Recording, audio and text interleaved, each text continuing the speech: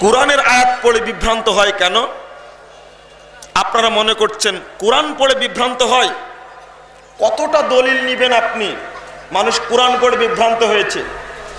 বায়েজিদ বোস্তামি নামে একজন ব্যক্তি আছে, খুব পরিচিত। এই ব্যক্তি কোরআন পড়তে গিয়ে বিভ্রান্ত হয়ে নিজেকেই আল্লাহ বলে দাবি করেছেন। অথচ বায়েজিদ বোস্তামি মাজারের সাথেই মসজিদও রয়েছে চিটাগঙ্গে। যদি বায়েজিদ বোস্তামি নিজেকে আল্লাহ বলে থাকে তাহলে সেজদা তো তাকেই করতে হবে। মসজিদ কেন তৈরি করা হলো? নিজেই বলছেন আমি আল্লাহ। একজন ব্যক্তি যার নামের শেষে বলা হয় জারুল্লাহ, শুরুতে বলা হয় তাফসিরে কাশাফের প্রণেতা জারুল্লাহ জামাখশারি, তার ভাষাগত জ্ঞান, তার ভাষার আলংকারিক দিক, বালাগাত, ফাসাহাত এত চমৎকার, বিশ্বে ভাষাগত দিক থেকে এত বড়, এত শ্রেষ্ঠ তাফসীর দ্বিতীয়টি নেই। তাই তাকে উলামায়ে কেরাম বলেছেন জারুল্লাহ, আল্লাহর পরিবার। তিনি পর্যন্ত তাফসীর করতে গিয়ে মুতাজিলি হয়ে গেছেন, যার কারণে তিনি সঠিক পথ পাননি, তার তাফসীর গ্রহণযোগ্য হয়নি।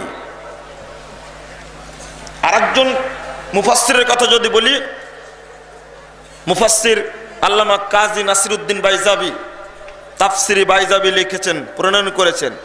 সম্পূর্ণ তাফসির করেছেন দর্শন ভিত্তিক, নিজস্ব মন মোতাবেক। অথচ এই দুইটি তাফসির যদি পড়াতে পারে বাংলাদেশে, উপমহাদেশে, তাকেই শ্রেষ্ঠ আলেম বলা হয়। তার মতো বড় আলেম কেউ নেই, কারণ তাফসিরে কাশাফ পড়ায়, তাফসিরে বাইজাবি পড়ায়, বিশাল ব্যাপার। আসলেই বাস্তব, তার যে ভাষা, যে স্পষ্টভাবে উল্লেখ করতে পারেন, তাকে শ্রেষ্ঠ আলেম বলাই উচিত। অথচ তাফসির গ্রন্থটা সৌদি আরবে, কুয়েতে, সিরিয়ায়, লিবাননে, ইয়েমেনে, এই সমস্ত দেশগুলোতে গ্রহণযোগ্য নয়, যেটা বাংলাদেশে, ভারত, পাকিস্তান, বাংলাদেশে এটা সবচেয়ে গ্রহণীয় তাফসির। এটা দুঃখজনক। সেই সাথে আরেকটি তাফসিরের কথা বলি, সেটা হলো তাফসিরে জালালাইন। অনেক জায়গায় ত্রুটি আছে তার কথায়, এমনকি বিসমিল্লাহির রহমানির রহিম এই বাক্যটারও, এই আয়াতটিরও অর্থ ভুল করেছেন জালালউদ্দিন মুহাল্লি। আমি শুধু ইঙ্গিত দিলাম, কোরআন পড়ে কোরআনের তাফসীর করতে গিয়ে মানুষ বিভ্রান্ত হয়। অসংখ্য মানুষ বিভ্রান্ত হয়েছে। হ্যাঁ, আল্লাহ বলছেন, আল্লাহ রাব্বুল আলামিন বলছেন সূরা বাকারা 26 নম্বর আয়াতে, ইউদিল্লু বিহি কাসীরা ওয়া ইয়াহদি বিহি কাসীরা ওয়া মা ইউদিল্লু বিহি ইল্লাল ফাসিকিন। আল্লাহ বহু মানুষকে কোরআন দ্বারাতে পথভ্রষ্ট করেন, বহু মানুষকে আল্লাহ পথ দেখান। ওয়া মা ইউদিল্লু বিহি ইল্লাল ফাসিকিন। আর আল্লাহ যাদেরকে পথভ্রষ্ট করেন তারা ফাসিক ছাড়া কেউ নয়। এটা আল্লাহর বাণী। মুহাম্মদ সাল্লাল্লাহু আলাইহি সাল্লাম বলছেন, মূল সহিহ মুসলিমের 118 পৃষ্ঠা খুলুন, আল্লাহ রাসূল বলছেন ওয়াল কুরআন হুজ্জাতাল্লাক আও আলাইক। সাহাবীরা শুনে রাখো, এই কোরআন কাল কিয়ামতের মাঠে তোমার পক্ষে সাক্ষী দিয়ে তোমাকে জান্নাতে নিয়ে যাবে, অথবা এই কোরআন তোমার বিপক্ষে সাক্ষী দিয়ে তোমাকে জাহান্নামে নিয়ে যাবে।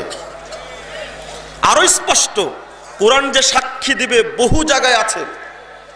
সবচেয়ে ভালো প্রমাণ এসেছে বাইহাকির শোয়াবুল ইমান, হাদিসটি সনদ সহিহ, 3638 নম্বর হাদিস। এই হাদিস স্পষ্ট, কোরআন কাল কিয়ামতের মাঠে আল্লাহকে বলবে, আয় রব ইন্নী মানাতুহু নাওমা ফিল লাইল ফাশাফিনি ফিয়া।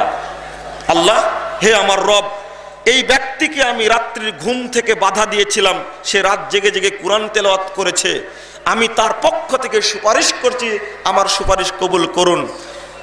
আল্লাহ রাসূল মুহাম্মদ সাল্লাল্লাহু আলাইহি ওয়াসাল্লাম বলছেন, কোরআন এবং সিয়াম সম্পর্কে ফায়ুশাফান, দুইজনের সুপারিশই আল্লাহ কবুল করবেন এবং তাদেরকে জান্নাত দেবেন। তো পবিত্র কোরআন সাক্ষী দিবে। আল্লাহ রাসূল বলছেন, এই কোরআন তোমার পক্ষেও যেতে পারে, তোমার বিপক্ষেও যেতে পারে।